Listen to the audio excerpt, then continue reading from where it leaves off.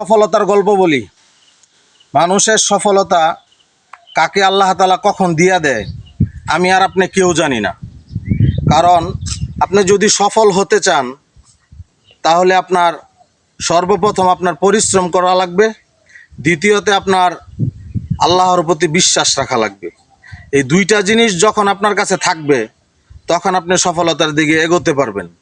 এই কারণে সফল ব্যক্তি যারা হয়েছে তাদের প্রতি আল্লাহ তাআলার রহমত এবং বরকত সবসময় ছিল। আর আপনি যদি আল্লাহ তাআলা যদি আপনারা চায় যে আপনি সফল হবেন, তাহলে আপনারা দেখবেন সফলতার ধারপ্রান্তে নেওয়ার জন্য আল্লাহ তাআলা আপনার রাস্তাটাকে সহজ করে দিবে। এক্সাম্পল দিতে গেলে একটা গল্প বলি। গল্পটা হচ্ছে, এক ব্যক্তি আমার এই পরিচিত এক ব্যক্তি, তার কিছুই ছিল না। সে একটা দোকানে কর্মরত ছিল, বেতন ছিল মাত্র 2000 টাকা। এই 2000 টাকা বেতনে সে কাজ করত দোকানে। সে কিছুদিন পরে পাশে এক দোকানদার তারে বলল যে, ভাই তুমি এই দোকানে কয় হাজার টাকা দে? বলে 2000 টাকাতে। তুমি তো যে শ্রম দেও, যে সময় দেও, তোমার তো আসলে একটু বাড়ায় দেওয়ার দরকার। তোমার কি বাড়ায় দেয় না? কোনো আমারে তো বাড়ায় দেয় না। তাহলে তুমি এক কাজ করো, তুমি আমার কাছে চলে আসো, আমার দোকানে কাজ করো, তো তোমার একটু বাড়ায় দিব মনে। তো এই লোক আবার ওই দোকানে গেছে। ওই দোকানে যাওয়ার পরে ওই দোকানে তার বেতন হইলো 5000 টাকা। সে আপনার দুপুরবেলা লাঞ্চ টাইম এটা ফ্রি, সে খা। তো এইভাবে দীর্ঘদিন চলতেছে। এই জায়গার থেকে হ্যার মালিকরে বললো যে, ভাই আপনি আমারে কিছু টাকা পয়সা দেন, আমি একটা ব্যবসা শুরু করব। তখন হ্যাঁ বললো যে, তুমি ব্যবসা শুরু করো, ব্যবসা কি বুঝবা?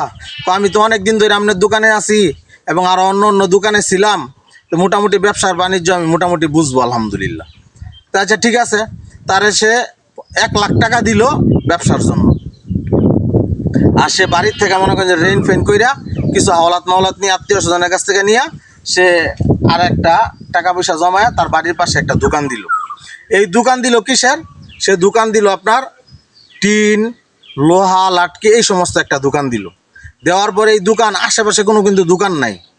আল্লাহর কি রহমত দেখেন, এই দোকান থেকে সে এমন বেচা কিনা করলো যে বলার মতো না। আস্তে আস্তে মনে করেন যে অনেক টাকা পয়সা হয়ে গেল। তারপরে সে আরেকটা দোকান দিয়ে হালাইলো, রড সিমেন্টের দোকান দিয়ে হালাইলো।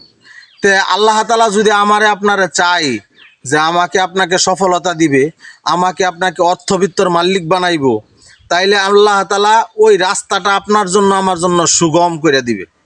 আর সর্বোপরি কথা হচ্ছে, আল্লাহ তাআলা যদি আপনাকে সফলতা দেয় এবং সফলতা সেটা আপনার ধৈর্য রাখার দায়িত্ব আপনার, অন্য কারো নাই। এই কারণে সফলতার জন্য আল্লাহ তাআলার কাছে চাইতে হবে এবং নিজে পরিশ্রম করতে হবে এবং নিজের মেধাকে কাজে লাগাইতে হইব।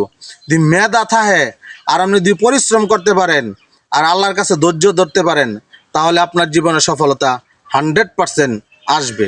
কিন্তু আসবে তো এটা আমরা জানি। আসার সাথে সাথে সফলতা যখন আপনার কাছে আসবে, আপনার দুয়ারে আসবে, আসার সাথে সাথে আপনার দরজাটা খুলে দিতে হইব। কিসের দরজা? সফলতার দরজা। সফলতার দরজা বারবার আপনার ঘরে করা নাড়বে না, শুধু একবারই করা নাড়ে। অতএব যখন সফল হবেন তখন বন্ধু বান্ধবের অভাব নাই। আপনি যখন সফল না হতে পারবেন, আপনার পাশে কেউ থাকবে না। ধন্যবাদ সবাই।